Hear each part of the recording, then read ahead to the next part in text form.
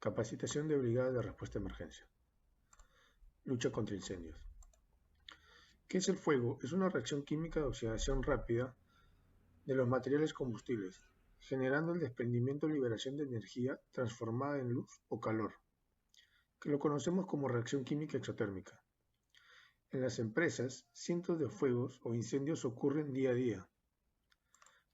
Para que exista fuego, se necesita 4 componentes: el calor, el material combustible, el comburente u oxidante y la reacción en cadena. Cuando hablamos de combustible, definimos como combustible cualquier tipo de sustancia o material capaz de arder, en presencia de una energía de activación. Estos pueden ser de cualquier estado, sólido, líquido o gaseoso. Cuando hablamos de comburante u oxidante, hablamos del oxígeno. Este es el agente oxidante más común que encontramos, ya que se encuentra en el aire que respiramos, que está compuesto de un 21% de oxígeno. El fuego requiere de una atmósfera de por lo menos un 16% de oxígeno. Otro elemento es el calor. El calor es la fuente de energía que enciende o mantiene la combustión. Se puede dar por llamas abiertas, por el sol, por chispas, arcos eléctricos, fricción o etc. Cualquiera de estos tipos de fuentes puede generar calor para así afectar al material combustible. Cuando hablamos de reacción química, puede ocurrir cuando los 3 elementos están presentes. Para la reacción química se puede definir como la retroalimentación de todo este proceso, de la unión de los 3 elementos anteriores: calor, oxígeno y combustible. Existen métodos de propagación: conducción, convección y radiación. Cuando hablamos de conducción, es cuando el calor se transfiere por contacto directo desde un cuerpo a otro, o desde un punto a otro, ya que viaja a través del elemento conductor, como por ejemplo vemos en la imagen un metal que es calentado en un extremo, sin embargo, la temperatura se traslada hacia el otro extremo. Entonces podemos definir por conducción cuando el calor se transfiere de un punto a otro, por medio de un cuerpo. Cuando hablamos de convección, es la transferencia de calor por medio de aire o líquidos. Y cuando hablamos de radiación, es el calor cuando se transfiere a través del espacio en forma de rayos infrarrojos, hasta alcanzar algún objeto. Debemos entender que el fuego se propaga de forma más rápida en un elemento cuando éste está posicionado de forma vertical que de forma horizontal. Por eso que los incendios tienden a crecer siempre hacia arriba más que hacia los costados. Métodos de extinción. Así como existen métodos de propagación, también existen métodos de extinción. Estos abarcan directamente sobre cada componente del fuego. Si hablamos de enfriamiento, que es uno de los métodos más comunes de extinción, este proceso depende directamente a la reducción del calor, o la temperatura en este caso. Cuando hablamos de separación, hablamos de la fuente combustible. Cuando la fuente combustible que se ve afectada, podemos separarla o generar espacios para cortar la continuidad, podemos suprimir el fuego. Cuando hablamos de sofocación, hablamos de disminuir o eliminar el nivel de oxígeno que se encuentra en el ambiente donde se genera el incendio o el fuego. La dilución del oxígeno es disminuir el porcentaje del oxígeno en el ambiente. Y cuando hablamos de inhibición, este método busca cortar el ciclo de reacción en cadena. Esto se va a lograr por medio de agentes químicos. Uno de ellos, y el más común, es el PQS o polvo químico seco. Clases de fuegos. Los fuegos van a definirse o van a clasificarse de acuerdo al material combustible que se ve afectado. Podemos definir como fuegos de clase A aquellos que involucran material combustible sólidos como madera, papel, tela, las gomas, plásticos, cauchos. Todos estos se encuentran dentro de la clase A. Cuando hablamos de fuegos de clase B, es cuando involucra líquidos inflamables o combustibles y gases, tales como la gasolina, el queroseno, la pintura, aditivos, propano.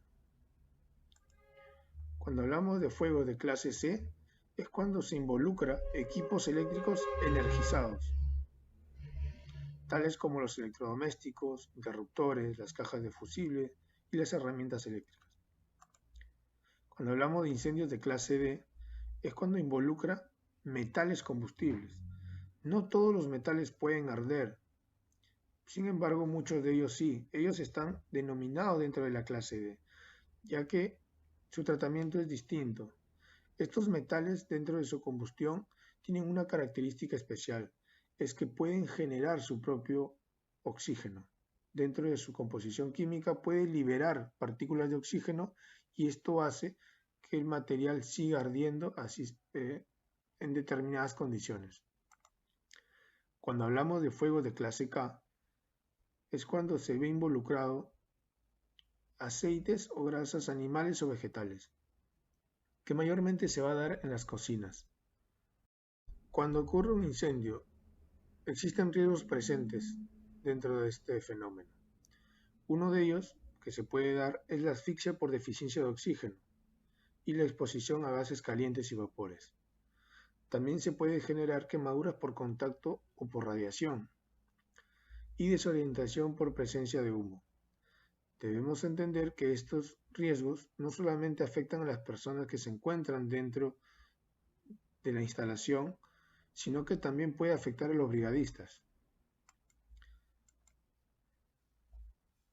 Podemos entender como amago a un incendio o un fuego en su fase inicial.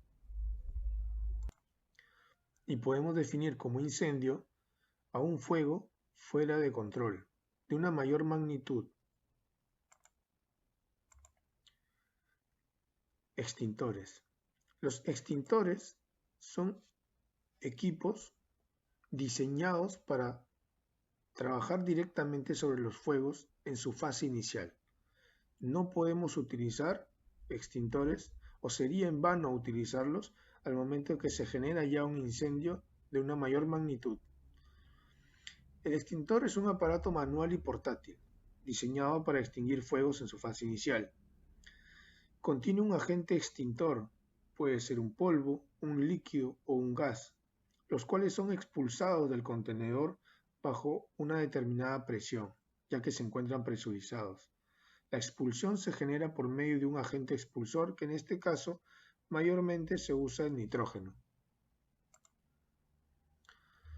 Podemos clasificar los extintores por la forma como los vamos a desplazar. Podemos definirlo como portátiles, aquellos que pueden ser transportados por una sola persona y que son de hasta 12 kilos de capacidad. Podemos definirlo como rodantes, aquellos equipos con ruedas para ser transportados hasta el lugar del incendio y que contienen más de 50 kilos de capacidad. También podemos definirlos o clasificarlos por el agente extintor que contiene. Pueden ser de agua, de espuma, de CO2, de PQS, polvo químico seco, o de químicos húmedos. Podemos definirlos también por el tipo de fuego. Clase A para los materiales sólidos, clase B para aquellos líquidos o gases inflamables, para la clase C, equipos eléctricos, para la clase D, metales combustibles y para la clase K, aceites y grasas de cocina. Formas de uso de extintores.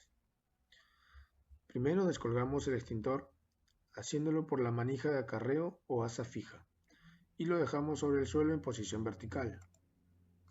Sacamos el pasador de seguridad tirando de su anillo y cogemos la boquilla de la manguera del extintor y colocándonos a pocos metros del fuego en posición sin riesgo para el operador. Cuando hablamos de colocarnos a pocos metros del fuego, debemos reconocer también la distancia de alcance de nuestro equipo. Existen extintores que tienen un alcance de 1 metro, 2 metros, hasta 5 metros. Es por ello que debemos conocer las características de cada extintor. Presionar la palanca de accionamiento del cabezal del extintor realizando una pequeña descarga de comprobación para evitar los riesgos al momento de enfrentar el fuego. Dirigir el chorro a la base del fuego con movimientos de barrido de derecha a izquierda. En caso de incendio de líquidos, proyectar superficialmente el agente extintor, efectuando un barrido evitando que la propia presión de la impulsión provoque un derrame mayor del líquido incendiado. Aproximarse lentamente al fuego hasta un máximo de 1 metro. Debemos considerar también que para poder estar seguros del uso de nuestros equipos como son los extintores, debemos realizar ciertos tipos de actividades. 1. Debemos saber dónde están ubicados los extintores en nuestras instalaciones. Asegurarnos de que la clase del extintor disponible es el apropiado para combatir los fuegos que se pueden presentar en una determinada área. Revisar el sello. Revisar si hay señas de que el extintor ha sido usado o alterado. Revisar el indicador de presión o manómetro que tienen algunos extintores y si el peso es el adecuado. Preguntarnos, ¿está lleno? ¿Necesita ser recargado? Asegurar de que el pasador o la boquilla estén intactos. Esto nos va a dar la seguridad de que el equipo no ha sido utilizado y podemos nosotros utilizarlo en cualquier situación que se presente.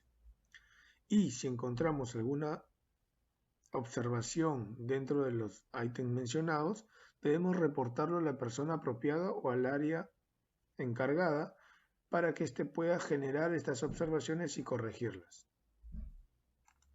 Eso sería todo.